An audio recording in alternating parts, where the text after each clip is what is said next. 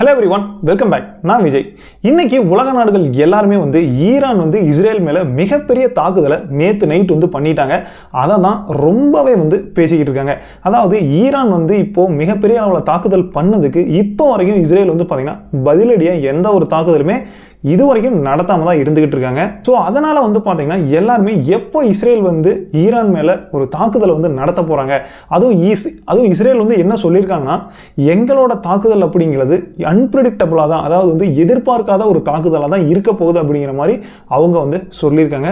Okay, இந்த வீடியோவில் நம்ம எதை பற்றி பார்க்க போறோம் அப்படின்னா, இஸ்ரேலுக்கும் ஈரானுக்கும் பார்த்தீங்கன்னா இப்போ போர் அப்படிங்கிறது போய்கிட்டு இருக்கு. அதாவது ஹமாஸ்ல தொடங்கி அதுக்கப்புறம் அது ஹிஸ்புல்லால போய் லெபனான், அதுக்கப்புறம் பார்த்தீங்கன்னா பக்கத்தில் இருக்கிற நாடு சின்ன சின்ன நாடுகள் அடிக்க ஆரம்பிச்சு இப்போ பார்த்தீங்கன்னா ஒரு மிகப்பெரிய நாடான ஈரான் கிட்ட போய் இந்த சண்டை அப்படிங்கிறது நிற்குது. கண்டிப்பாக பார்த்தீங்கன்னா இஸ்ரேல் ஈரான் மேலே ஒரு மிகப்பெரிய தாக்குதலை நடத்தத்தான் போகிறாங்க. அந்த தாக்குதல் மூலிமா இந்த போர் அப்படிங்கிறது மிகப்பெரிய அளவில் போகத்தான் போகுது அப்படின்னு சொல்லி எல்லாருமே பேசிட்டு இருக்காங்க. அதை பற்றி தான் இந்த வீடியோவில் பார்த்தீங்கன்னா கொஞ்சம் விரிவாக பார்க்கலாம். வாங்க வீடியோக்குள்ள போகலாம். இந்த வீடியோக்குள்ள போகிறதுக்கு முன்னாடி நம்ம சேனல் ஒருவேளை நீங்கள் சப்ஸ்கிரைப் பண்ணாமல் பார்த்துருக்கீங்கன்னா மறக்காம சப்ஸ்கிரைப் பண்ணிட்டு பாருங்க. அப்போ நான் போடுற ஒவ்வொரு வீடியோவும் உங்களை சேரும். வாங்க வீடியோக்குள்ள போகலாம். ஈரான் பார்த்தீங்கன்னா நேற்று நைட்டு எதிர்பாராத விதமாக இஸ்ரேல் மேலே ஒரு மிகப்பெரிய தாக்குதலை நடத்தினாங்க. ஏவுகணை தாக்குதல் அப்படின்னே சொல்லணும். நீங்கள் கண்டிப்பாக வீடியோலாம் பார்த்துருப்பீங்க, நியூஸ் சேனலில் போட்டிருப்பாங்க. அதில் எல்லா ஏவுகணைகளும் பார்த்தீங்கன்னா வானத்தில் ஒரு நட்சத்திரம் மாதிரி நிறையா வந்துகிட்டு இருந்து. அதையும் பார்த்தீங்கன்னா இஸ்ரேலோட அயன் டோம் அப்படின்னு சொல்லுவாங்க. அயன் டோம் அப்படிங்கிறது என்னன்னா, அதாவது வர ஏவுகணையை மறித்து எதிர்வினையா பார்த்தீங்கன்னா அதை தாக்குறது தான். இந்த மாதிரி அதுவும் பார்த்தீங்கன்னா தாக்குதல் பண்ணி அந்த நடுவான்லேயே அது வெடிச்சு செதற காட்சி அப்படிங்கிறத கண்டிப்பாக எல்லாருமே பார்த்துருவீங்க.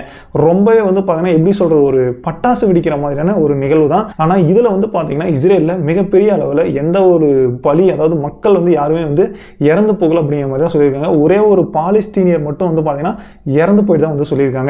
இதுக்கு ஈரான் கிட்ட கேட்டப்ப, நாங்கள் மக்கள் மேலே குறி வைக்கவே இல்லை, இஸ்ரேலில் நாங்கள் வச்சது எல்லாமே பார்த்தீங்கன்னா ஒரு 3 இடத்த தான் வச்சோம். எதை சொல்கிறாங்க அப்படின்னா, 2 மிலிட்ரி பேஸு, அதுக்கப்புறம் பார்த்தீங்கன்னா மொசாட்டோட ஹெட் குவார்டர், இதைத்தான் நாங்கள் அடித்தோம் அப்படிங்கிற மாதிரி அவங்க சொல்லியிருக்காங்க. ஏன் அப்படின்னு பார்க்கும்போது இஸ்ரேல் லெபனானில் ஒரு மிகப்பெரிய தாக்குதல் நடத்தினாங்க.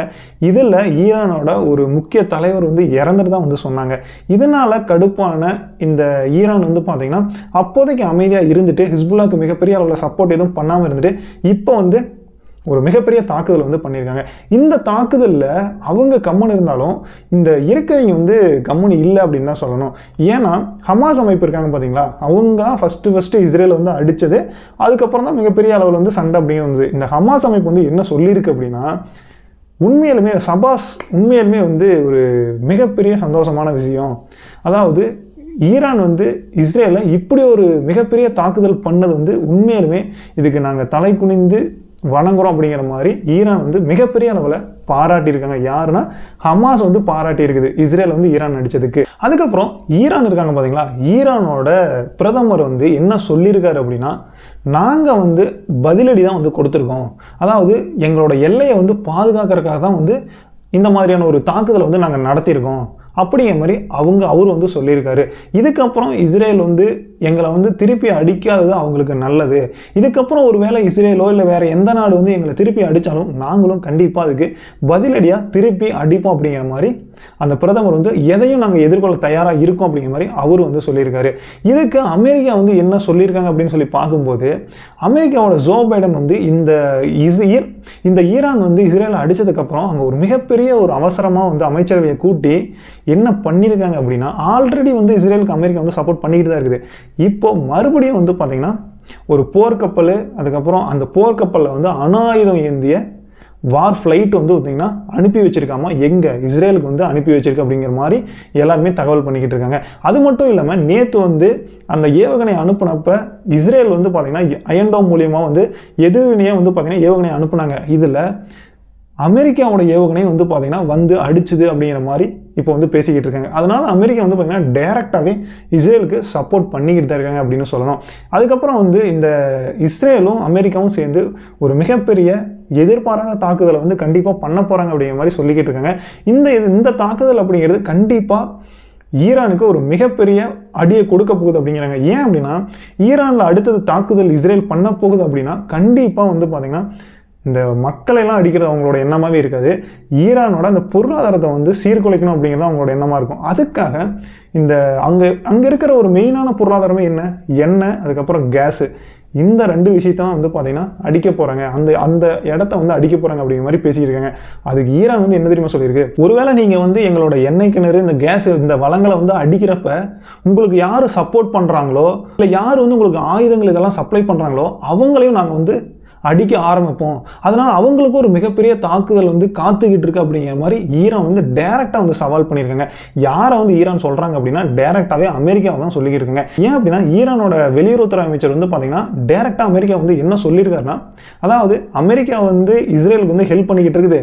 சொல்லப்போனால் இந்த ஆயுதங்கள் சப்ளை பண்ணுறது எல்லாமே வந்து அமெரிக்கா தான் பண்ணிக்கிட்டு இருக்குது.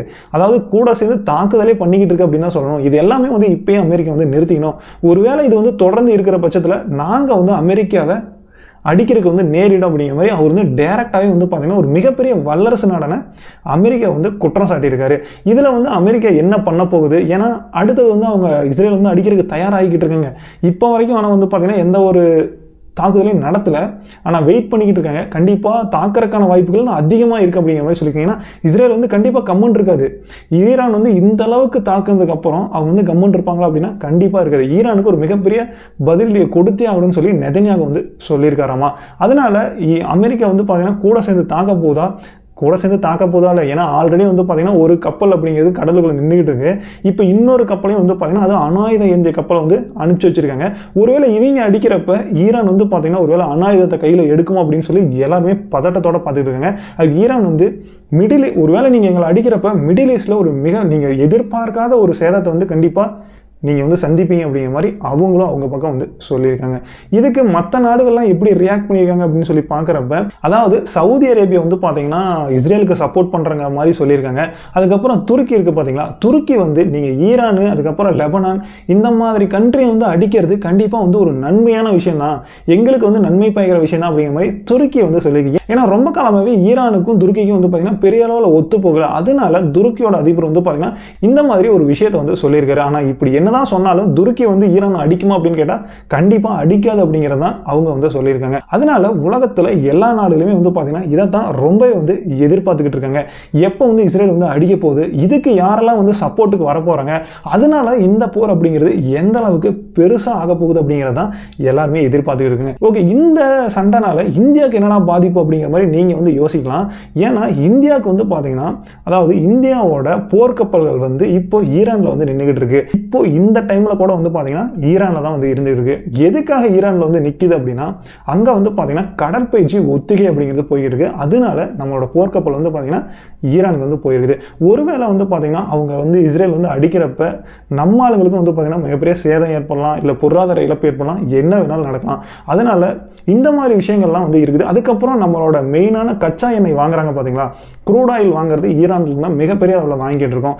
இது எல்லாமே வந்து பாதிக்கும். அப்படி பாதிக்கிறப்ப நம்மளோட இந்தியாவில் வந்து பார்த்தீங்கன்னா இதோட தாக்கம் அப்படிங்கிறது மிகப்பெரிய அளவில் இருக்கும். ஏன்னா இப்போயே நம்மளோட பெட்ரோல் விலை வந்து பார்த்தீங்கன்னா ஏகப்பட்ட ரேட்டில் இருந்துகிட்டு இருக்கு. இதுவும் வந்து சேர்றப்ப கண்டிப்பாக இது மக்களுக்கு மிகப்பெரிய அளவில் பாதிப்பை ஏற்படுத்தும் அப்படிங்கிற மாதிரி சொல்லிக்கிட்டு இருக்காங்க. அதே மாதிரி டெல்லியில் இருக்கிற இஸ்ரேல் தூதரகத்துக்கு வந்து பார்த்திங்கன்னா ஏகப்பட்ட பாதுகாப்புலையும் வந்து நம்ம இந்தியா வந்து போட்டிருக்கு அப்படிங்கிற மாதிரியும் ஒரு பக்கம் வந்து பேசிக்கிட்டு இருக்காங்க. ஓகே, அதனால் இப்போ வரைக்கும் வந்து பார்த்திங்கன்னா இந்த விஷயம் தான் வந்து நடந்துக்கிட்டு இருக்குது. ஒருவேளை இஸ்ரேல் வந்து பார்த்திங்கன்னா ஈரானை அடிக்கிறப்ப என்ன மாதிரியான சம்பவம் வந்து நடக்க போகுது அப்படிங்கிறத உலகமே வந்து பார்த்தீங்கன்னா எதிர்பார்த்துக்கிட்டு இருக்கு அப்படிங்கிறதான் சொல்லணும். ஓகே, இந்த வீடியோ உங்களுக்கு கண்டிப்பாக பிடிச்சிருக்கும் அப்படின்னு சொல்லி நினைக்கிறேன். இந்த வீடியோ உங்களுக்கு பிடிச்சிருந்தோம்னா மறக்காமல் ஒரு லைக் பண்ணிடுங்க. அதுக்கப்புறம் உங்கள் ஃப்ரெண்ட்ஸ் யாராவது இதை பற்றி தெரியாமல் இருந்தாங்கன்னா கண்டிப்பாக உங்கள் ஃப்ரெண்ட்ஸுக்கு வந்து இதை ஷேர் பண்ணுங்கள், அவங்களும் இதை பற்றி தெரிஞ்சுக்கிட்டோம். அடுத்து இன்னொரு வீடியோட உங்களை சந்திக்கிறோம். டாடா பாய், தேங்க்யூ.